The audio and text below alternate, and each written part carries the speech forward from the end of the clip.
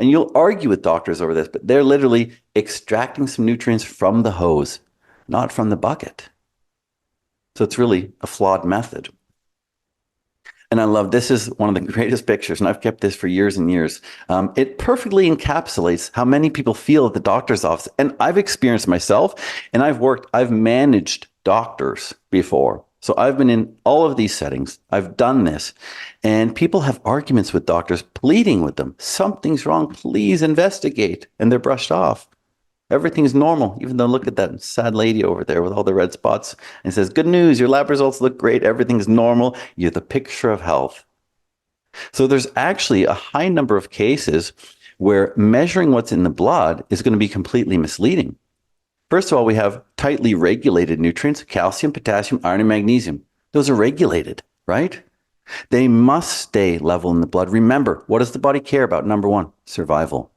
And it will go to extreme lengths to ensure survival at the expense of tissues, right? So look at calcium. Parathyroid hormone dictates how much calcium is in the blood. If calcium gets too low, no problem. We have a mineral reserve for that. It pulls calcium from the bones and puts it in the blood. So the blood level stays even. And if blood levels are too high, guess what? Parathyroid hormone signals, takes it out of the blood and puts it in the bone.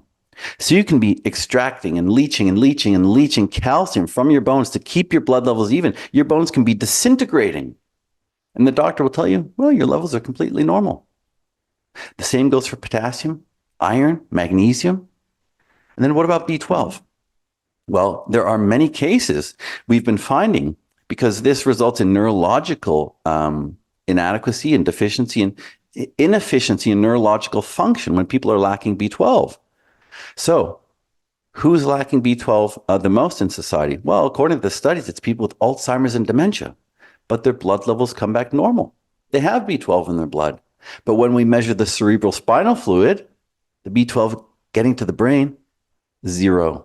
Is completely depleted. But this will, again, never be seen on a blood test. We'll never know our true tissue saturation of B12, of calcium, of potassium, of iron, of magnesium, of many of the nutrients.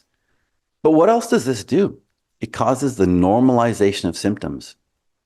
Don't trust your symptoms. Trust the blood tests. They bury symptoms. And what happens when you bury them? Well, they're like seeds and they grow stronger. But what else are we measuring? Vitamin D, for example. Everybody loves to get their vitamin D blood test. They think it's cool, it's hip, it's the thing to do. Well, do you know what they're measuring? Maybe you've heard is 25-hydroxy vitamin D. Well, this is unusable. It's an inactive form of vitamin D that your body cannot use. It still has to be converted in the kidneys. And are those kidney cells healthy? Are they converting it properly? Well, we can't tell. What is used by the body? It's 1,25-dihydroxy vitamin D, but they don't test for that, even though that's the active form and it's the only form that your body cells can actually use, and we don't test for that. So how useful is that vitamin D blood test? I mentioned B12 already, and maybe this is why it measures normal in blood but zero in cerebral spinal fluid. There's three forms that are active in the blood: transcobalamin 1, transcobalamin 2, and transcobalamin 3. Well, 1 and 2 are just transport proteins. Transcobalamin, they transport cobalamin, but they show up as free vitamin B12 on the blood test, even though they're completely useless. They circulate in the blood as transport proteins. That's it. Transcobalamin 2, which is called hollow transcobalamin, is the only bioactive form that's actually delivered to cells. So 1 out of 3. So maybe you measure B12 levels and it's only a third of that. Again, I can't say for sure, but we know that the reasoning and the measurement is completely flawed.